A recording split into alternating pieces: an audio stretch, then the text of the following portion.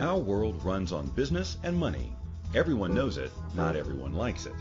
Do you ever feel like you're caught up in the big corporate machine?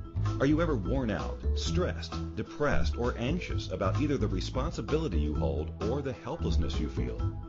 What would it be like if you trusted yourself so implicitly that regardless of clarity and constraints, you were sure in your course, flexible in your strategy, and certain of your success? If you're ready to throw off the shackles of money and business and become one of the leaders we so desperately need, you're listening at the right time. Now here's the host of It's Business, It's Personal, It's You, leadership coach and supreme liberator, Sharon Lewis. Hello, everybody, and welcome to another episode of It's Business, It's Personal, It's You. I'm Sharon Lewis. I'm your host, and today I am over the top excited about my guest. This week I am talking to Kai Hibbard. She is, among many other things, which we will find out about over the course of the hour, she is a Season 3 contestant from the controversial hit TV show The Biggest Loser, and we're talking to Kai today about motivation. And Kai got me all excited in her Huffington Post interview. It was a video interview that she did recently. I was listening to it because there was clickbait, and I clicked in as a result of Facebook. And I was listening to this, and blah blah blah, very interesting. And then she had a killer soundbite that just struck me. And Kai said, "Shame is not a motivator; it's a paralytic." And I sat up in my chair and I paused the video and I wrote it down and I posted it on Facebook. And I reached out to her right away. And delightfully, she is here with us today. So say hello, Kai. Hi, thank you for having me. You're very welcome. You're very welcome. So we're going to talk to Kai today about her experience on the show and about her experience with judgment and shame and her journey into what appears to, again, my very untutored eye. I don't know Kai very well, but it appears to me to have a pretty terrific relationship with herself and the world right now. So I'm tapping into my fascination with leadership, leadership that empowers rather than controls or diminishes. And I'm really looking forward to this as an enlightening hour for all of us. And I've got kind of three goals with this show. We'll weave it through the program. I want to show shame as the uselessness as a motivation strategy that it is. I just want to sort of out it as, what the hell are we doing? I also want to talk to leaders, remind leaders about how damaging shame is when it's used on, unsuspecting people. And I say unsuspecting people because it's, people who haven't really thought about it at all, who are just sort of still just reacting to what they feel. And then I also want to offer to those same unsuspecting people some kind of inoculation about the effects, the damaging effects of shame. Maybe if shame stops working as a tool to get people to do things, then we'll stop using it and it'll stop causing the pain that it does in the world. So I want to hear your story about The Biggest Loser, but one of the things that I'm fascinated with is, the absolute ordinariness of this thing we call greatness, that we all have greatness in us, and we all have leadership capacity in us, and I think your story is probably a great example of that. So I was just wondering if you can tell us a little bit about who you are and leave out the Biggest Loser story, because that sort of goes front and center all the time, I think. And I think it's important for people to know that these, famous people, in quotations, are really just normal, ordinary people. So what's your story without The Biggest Loser?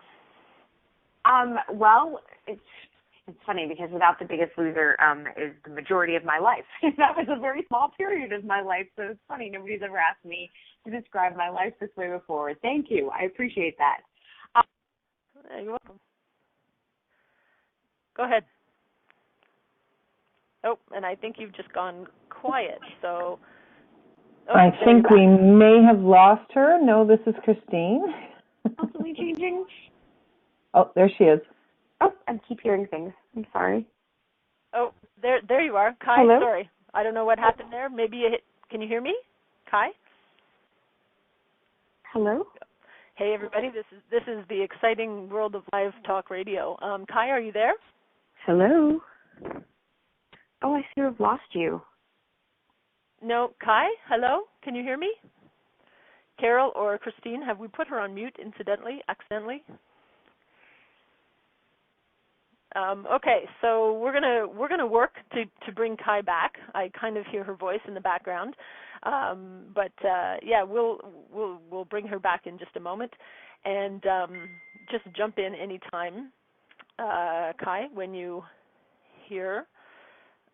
Sorry, I've got her on Facebook now. Christine's working on getting her back. This is very entertaining. Hi. Isn't it fun to be on live radio? Hello? Live video. Especially because it was such a super exciting question that nobody's ever asked me before. I know, right? Well, I'll just set it back up again. I want you to tell us about your life before you got famous. And, obviously that's not interesting, and we just blew the lines completely out. But I'm going to stick with it, darn it. Okay. Tell me about that. Tell me about your life. Well, I have lots of things about my life. I'm a student. I'm constantly a student. I'm in graduate school, and before the whole experience that I'm most known for, I had just finished graduating from college with a double major. I thought that I was going to law school. I'd been awarded a full scholarship. And I was like, yeah, I definitely want to be an attorney. And lots of things happened, and I was like, I don't want to be an attorney. Maybe social work.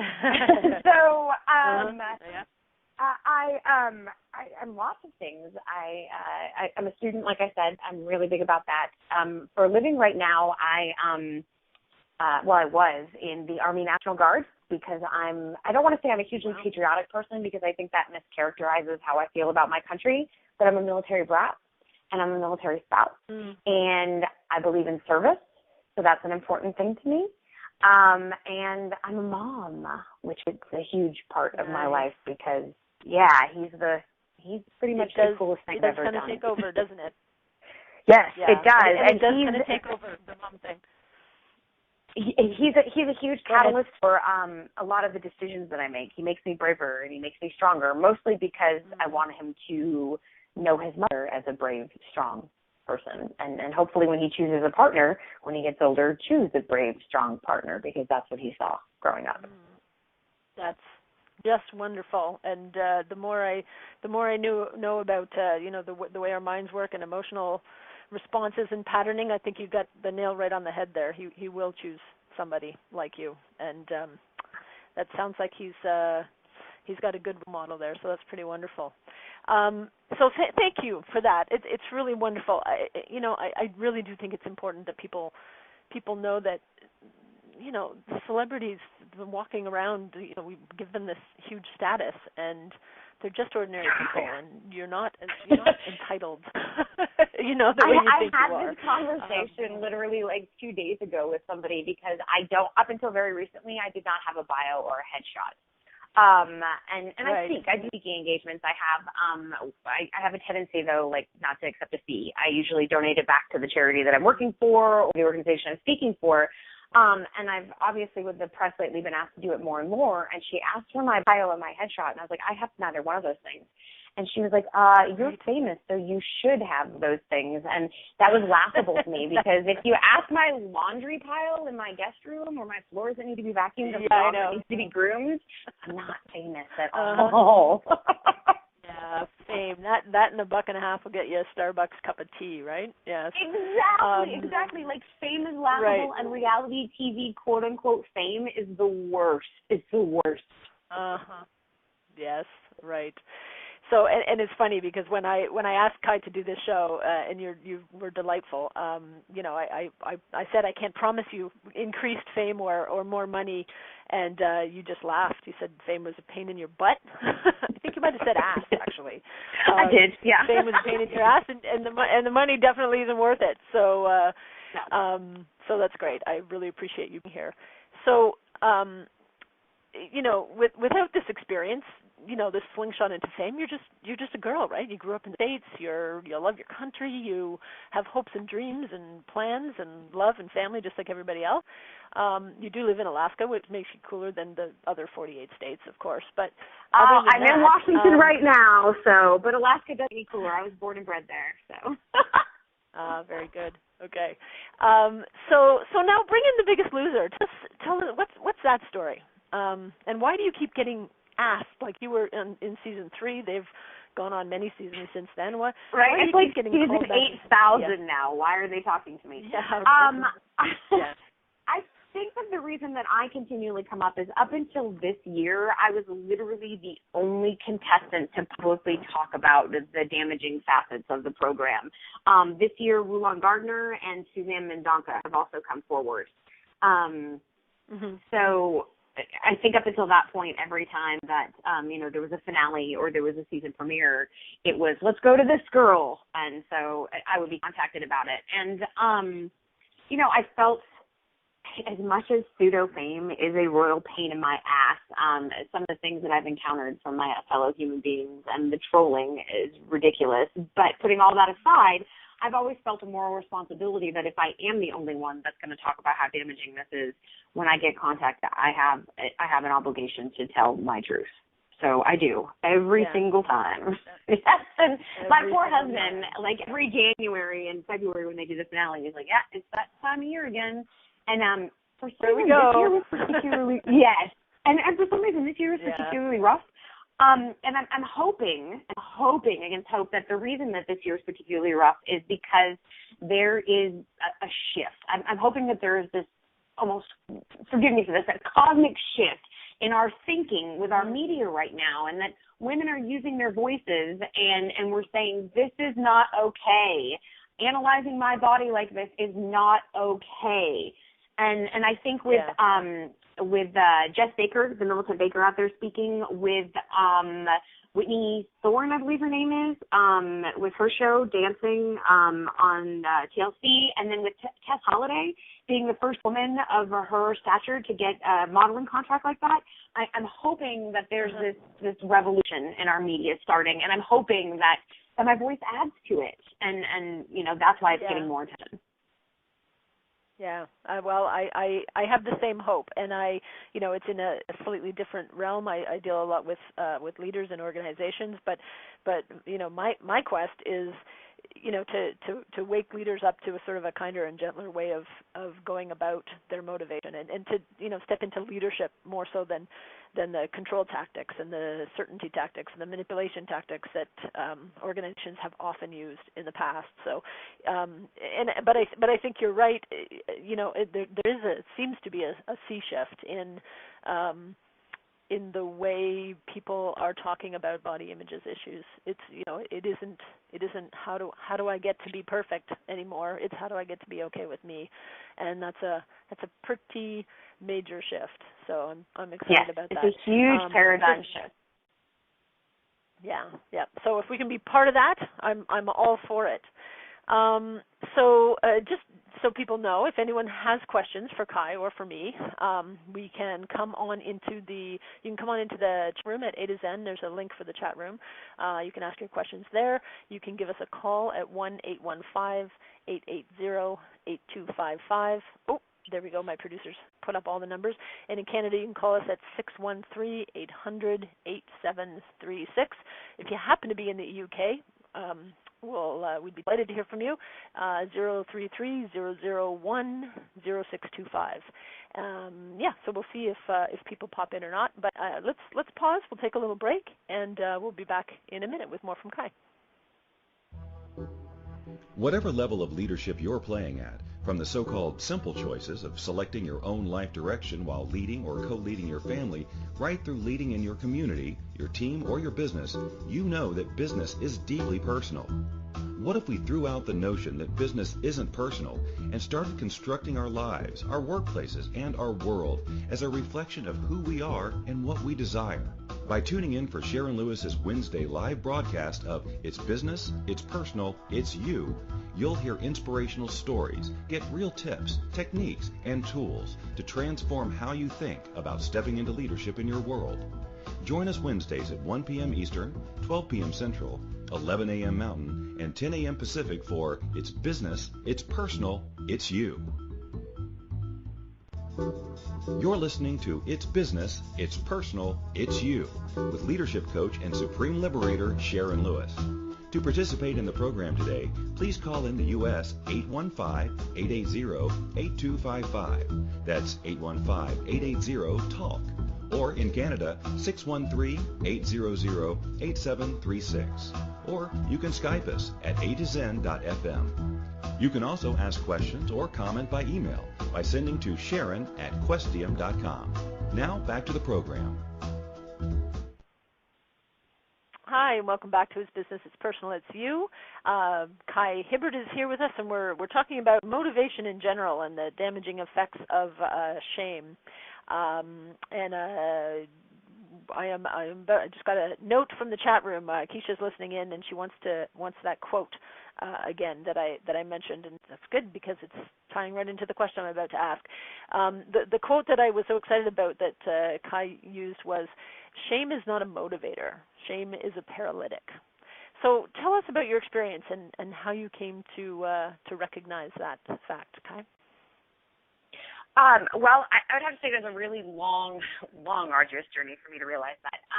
There is this mentality, especially within the context of The Biggest Loser, that the worse you feel about yourself, the harder you're going to work. And maybe that works as a temporary motivator, and I say that because if the ultimate goal is your physical appearance, which is what the goal of this show was, when you reach that physical appearance and you're no longer ashamed of yourself, what is going to continue to motivate you to take care of your health? Yeah, Nothing. exactly. Nothing. Yeah. And unless, of course, you set your goal to some ridiculous ideal of perfection that is not reachable. And that's the only way. And then you continue to berate yourself and feel terrible, which is why myself and other contestants would do things like dislike ourselves the more weight we lost. Because the closer you got to some nebulous appearance goal, but knowing that you couldn't precisely have it, you were just made to feel worse. And, you know, beyond my own anecdotal evidence, there's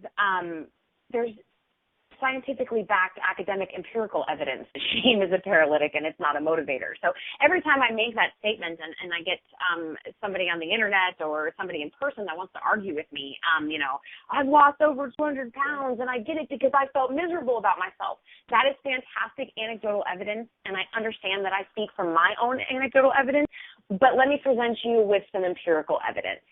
And like that alone should be enough to help persuade you that, you know, shame is a paralytic. In addition, even if I were wrong, I want to err on the side of compassion. You know what I mean? Like, if my choices are to be kind and loving and inclusive about all body types, and that it works, but also you can shame somebody and make them feel terrible, and that works, why in the world would you not want to choose the compassionate choice? I don't understand that. Right. Yeah. I'm with you. And, you know, I think this comes down to, you know, a myth, I guess, the myth is that, you know, the only good stories, the only interesting stories are the stories that involve conflict. And I remember hearing this, I swear it must have been like third grade, you know, when they were telling you your first creative writing assignment, tell about your, you know, summer vacation or something. Oh, and include some conflict because that's what makes stories interesting. And yes. I think that's such, you know, it's such a demonizing kind of setup, you know, because the stories that I am fascinated with, I mean, some of them include conflict, some of them include triumph, some of them include periods of time when you're feeling bad about you, but the stories that are fascinating are the ones about creativity and the ones about you know, connection and people working together, and you know, you just don't see any examples of that. And I wonder, you know, if you did see examples of that, if maybe the fascination with, you know, the quality kill at the top of the hour would be diminished a little bit. I feel like there is this mentality as far as like health and fitness, because that's obviously my purview. But there's this bizarre mentality of self-flagellation and punishment being a badge of honor, and it's not. Yeah. It's not. Yeah. Well, punishment is not a virtue. Yeah, it's not, and it's funny because, as I stepped into starting my own business, I've been doing this work for 10 years now, and as I started into, thinking about how to get the word out and, you market yourself and that sort of thing, every single person that I went to for advice on this topic, because I know nothing about sales, started with, tell the story of your triumph. Tell the story of, the horrible pain problem that you had that you overcame, and that'll become your selling thing. And I was confused. I actually, ironic, I actually felt bad about it for a little while, because I was like, well, who am I to speak up? And I don't actually have any huge, big pain story. And rather than seeing that as a, like, wow, good for me, right? It was a limiter, and I woke up one day and I'm like, wait a second, this is crazy. Why do I have to tell somebody that I was, sick, depressed, and miserable, before I found, my solution, in order for my solution to be valid, in order for my point of view to be valid. And I think, that's definitely something to consider as well. So how has your experience on the show changed you? And I know that's a short question, which probably is going to be a long answer, but dive in there. Well, a couple of things. It humbled me. And I say that it humbled me because before I went on that show, I would have told you that I was probably the least likely person ever to buy into the crowd or to my peers and succumb to peer pressure. And in retrospect, apparently I'm pretty easily brainwashed, and I had no idea. And I think that was the biggest lesson that I took from it. I also learned, well, maybe not the biggest lesson, because I think maybe the biggest lesson is if it feels wrong, it's wrong, and don't ignore that. Don't ignore that. Yeah. Figure out why it doesn't feel right to you and do what feels right. Even if it doesn't seem logical, even if, there's not exactly any evidence to back up why it feels wrong, your intuition and your gut are not wrong. And I've also discovered that living inauthentically manifests physically. It does, and you need to pay attention to that. You'll become physically ill, or you'll feel bad about it. There was a point in time where I tried to step away from all of this, and 2020 had approached me for doing an interview about everything, and it was back in 2010, and I turned them down because I was busy with my what I thought of as my real life, and I was literally physically sick after turning it down, and I sat down and I discussed with my husband, and he's like, "You're betraying your moral character. You're betraying your integrity about this by not agreeing to speak about it." And he said, "You need to find a way to rectify that, or it's going to continue to make you ill." And so I immediately granted the next interview that I was asked to give, and I think that the whole experience has taught me that you can try and run away from what it is you're supposed to be doing, but it will find you, and you just need to step up. Just step up and embrace it. Yeah, I agree. I've had that experience myself of being in the wrong thing, doing the wrong thing for me, even though I thought according to the rules of this reality, the way you're supposed to operate, that I thought I was doing the right thing according to other people's points of view, and it made me physically ill as well for over a year. So our bodies pay attention to us, and the theme in all of this for anybody who may be struggling with shame or any kind of manipulation out there, the theme in all of this is trust you, right? Kai says if it's right, it's right. If it's wrong, it's wrong. And I'm always cautious with those, and I know you are too, Kai, with those sort of blanket right and wrong statements. But the right and wrong, I think the way to think about that is, for me, in this 10 seconds, it's wrong. For me, in this 10 seconds, it's right. And it's as soon as you start trying to make it right for somebody else or wrong for somebody else, you're straying into dangerous territory. Exactly. But yes, in any moment, trusting you and trusting what you know is right for you is pretty important. And for leaders,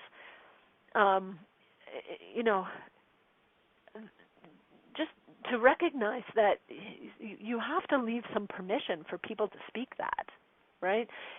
People who have a position of authority and who are operating from rules and think they're entitled, they've paid their money, they think they've bought you.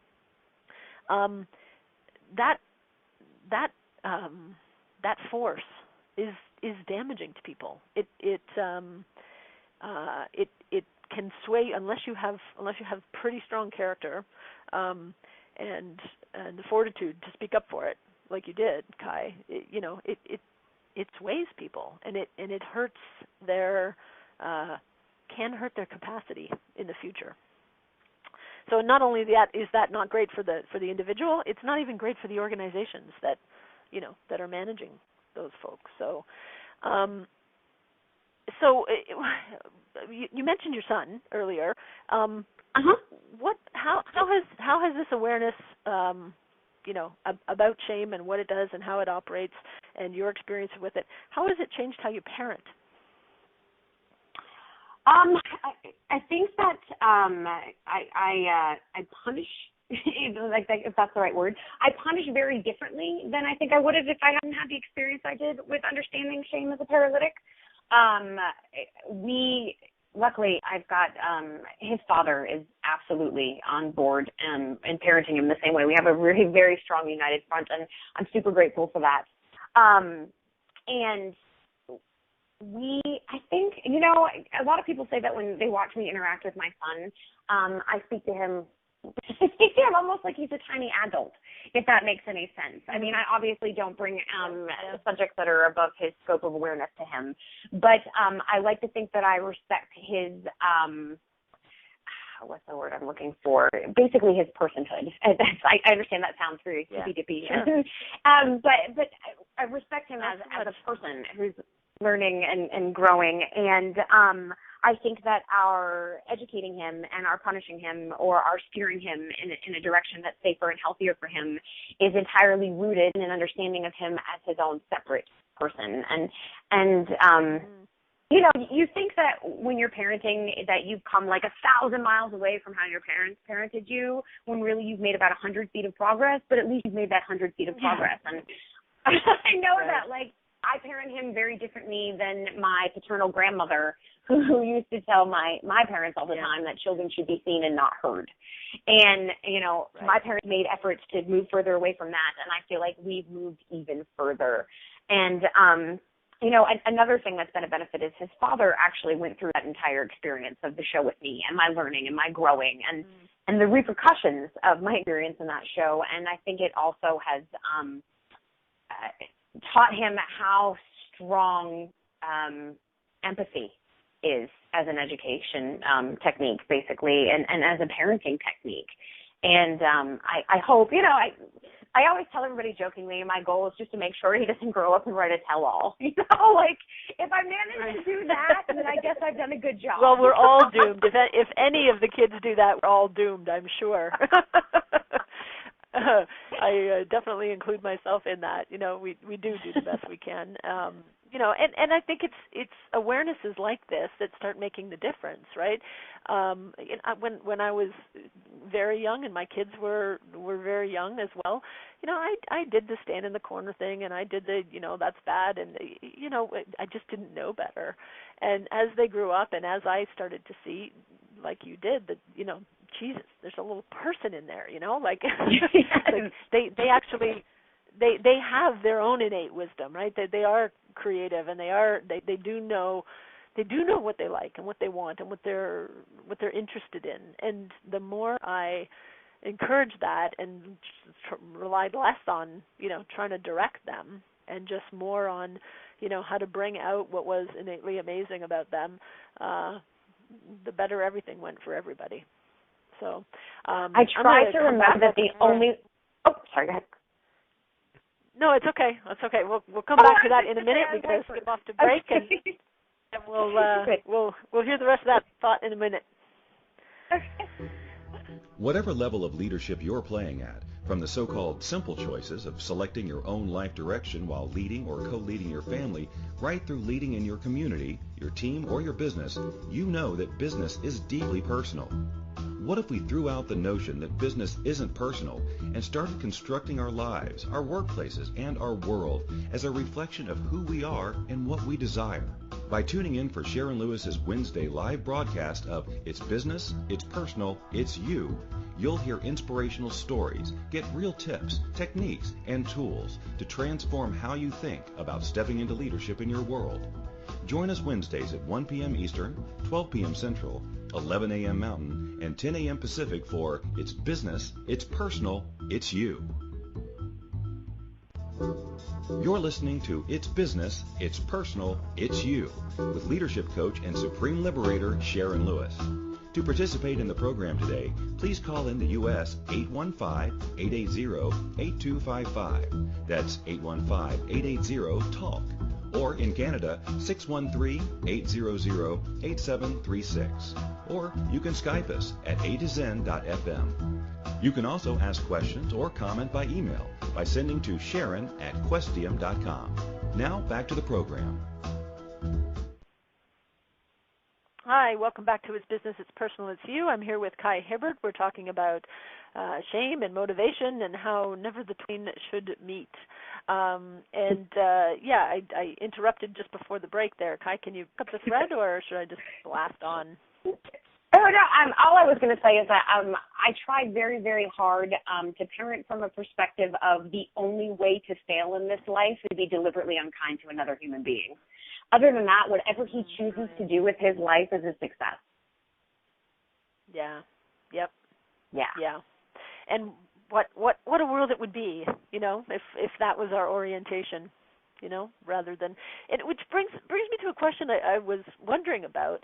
When you look at the people around you on that show, the leaders, the people who were in power, the people who were running the show, what makes you think people what makes them resort to tactics like that? Do you have any insight into that? I like to tell people this anecdote. One of the producers was talking to me at one point when I was trying to discuss anyway, I was not in my right mind, about how I felt about things and what was going on, and how I felt that people were being treated poorly with greed as a motivator. And a man in $800 shoes told me it wasn't about the money. And I try to remember that. I believe that, a lot of people excuse, like I was listening to your intro and your advertisements in between that people use the excuse it's just business. Human beings shouldn't be business. Shouldn't be your business. That's not you profiting off of another human being's misery is disgusting. Yeah. Yeah. Well, and it's it's what happens, I think, and this has been a theme through a number of the shows that I've done. It's what happens when we start confusing the means with the ends. And money is a means. Money is a tool. Money makes the world go round. Sure, it's a medium of exchange. It's a lovely, lovely thing to have. It greases the wheels all over the place.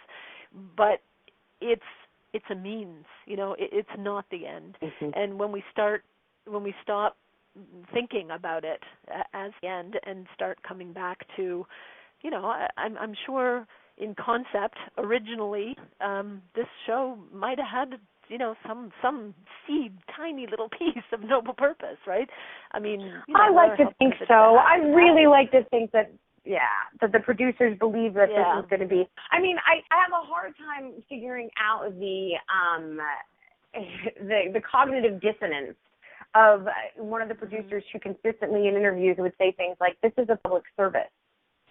No, maybe it started out that way, but it's not a public service. $100 million a year industry that exploits its participants and viewers is not a public service.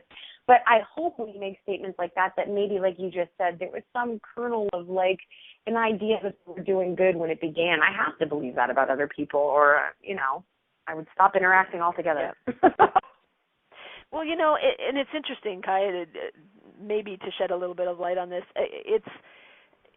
What tends to happen, I think, is that as soon as the stakes get high and people start to think that there's a real risk, which, losing money in this reality, it appears to be a huge risk. But like you said, those were $800 shoes. He could probably survive for 6 months on selling his wardrobe, right? So the risks the way we are responding to these perceived risks is just so false.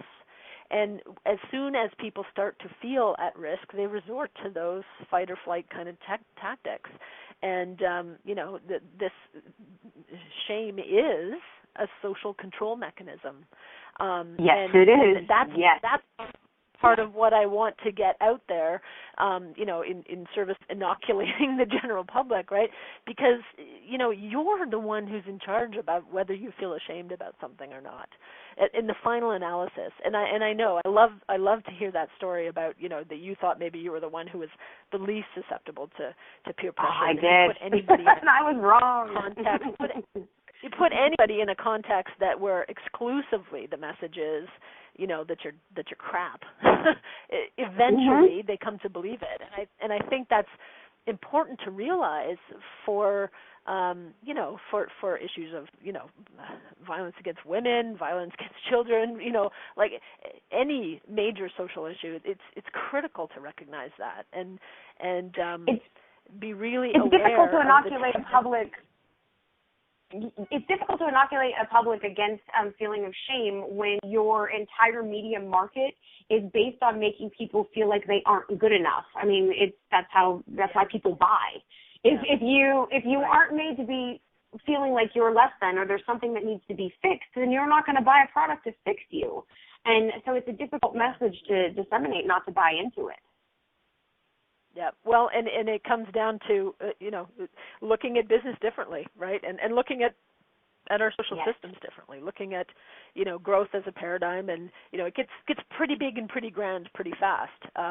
But you're right. I mean, if you stop making the economic engine the be all and the end all, then you open up the space to have some of these questions, and I think that is something that's happening right now. So we're another minute, I think, to break. Is that an accurate number?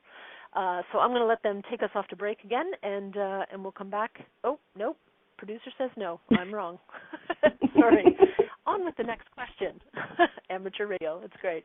So I don't know Kai really well, but I have followed your various social media pages since I became aware of you 3 weeks ago or so.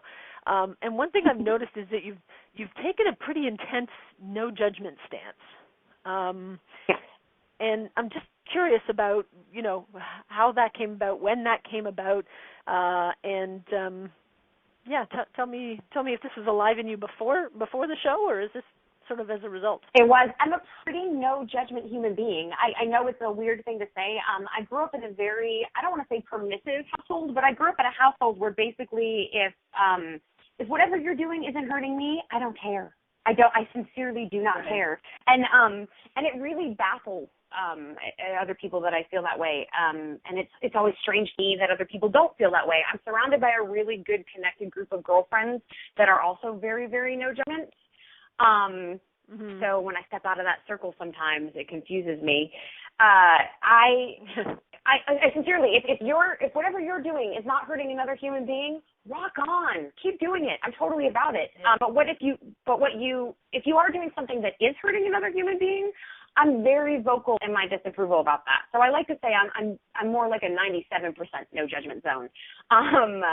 If you hold views, for instance, I'm very, very pro same-sex marriage.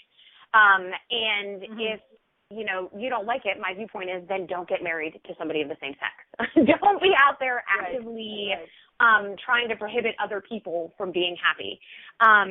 So, I'm a 97% judgment-free zone. I just don't, especially when it pertains to other people's bodies, I'm very, very strong about that. This whole, skinny shaming concept and fat shaming concept, here's the thing. Both ideas are meant to make us focus on unimportant things. It's polarizing women, and when women work together, we can do amazing things. if we can just let go of the judgments of our fellow women and quit being wrapped up. Like, I believe it was Naomi Wolf that said that dieting is basically the opiate, it's subduing women. If we can keep us in judgment, if we can keep us in judgment of ourselves, we reduce our collective power for sure. Exactly. Exactly. So social control tactic. Yeah. It is. I'm getting amens and love that's and nices in the chat room. If anybody in the chat room has a question for Kai or for me, feel free to enter that. And again, please also feel free to call in. It happens sometimes, and it doesn't happen sometimes. So, So how do you respond to those people who think judgment is necessary? Because I run into the same thing, Kai, and it is kind of baffling to me that people are so concerned with what other people are doing, and I wonder if it's just a distraction from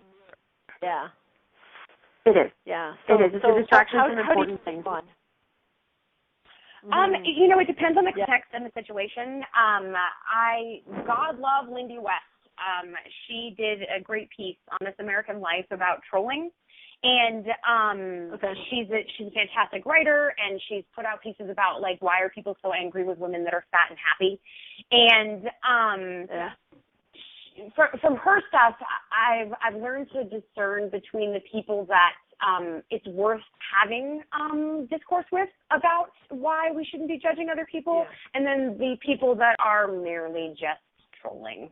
The ones that I still struggle with are concern trolls. The whole perspective of like, well, I'm worried about your health. Here's the deal, random stranger on the internet. You know nothing about my health. Yeah. So, and I usually leave that kind of thing at that. I'm like, you don't know anything about my health. Look at me. You're not my doctor. So you don't know what's going on with me. And so making a statement about my body is completely uninformed and obviously speaks to whatever is going on with you.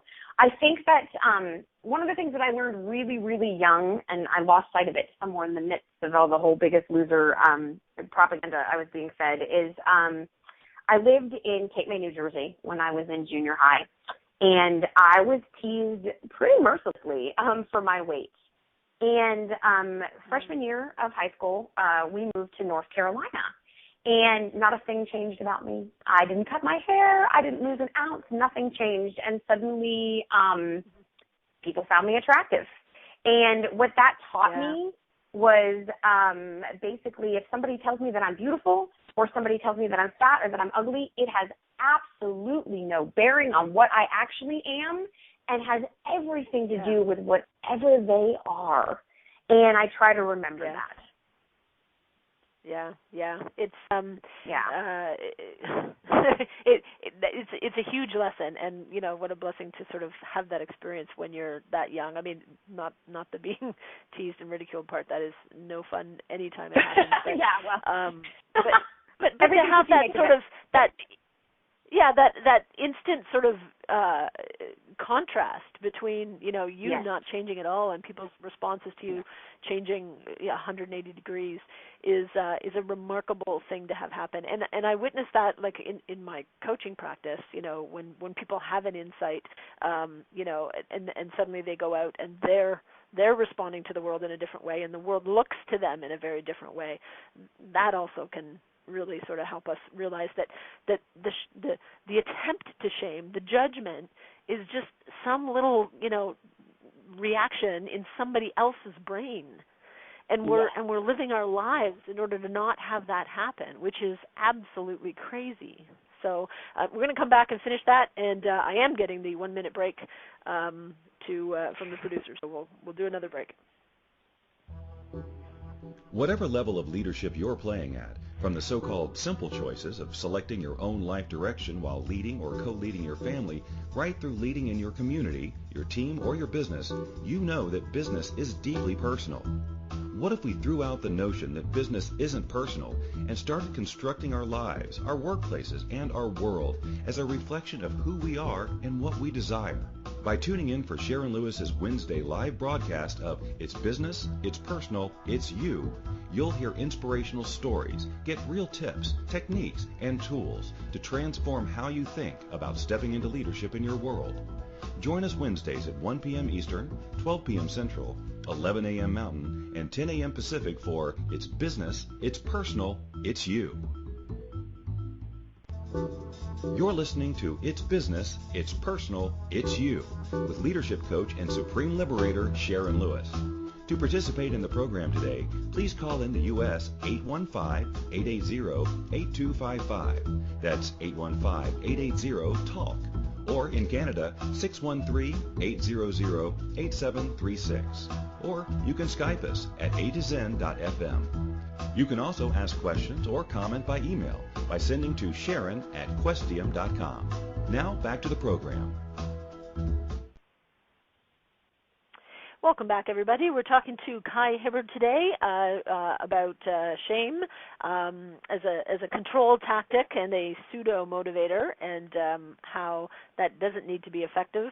If you're trusting you, if you're recognizing that when something doesn't feel right, it isn't right for you, then hopefully we can reduce some of the damaging effects of that.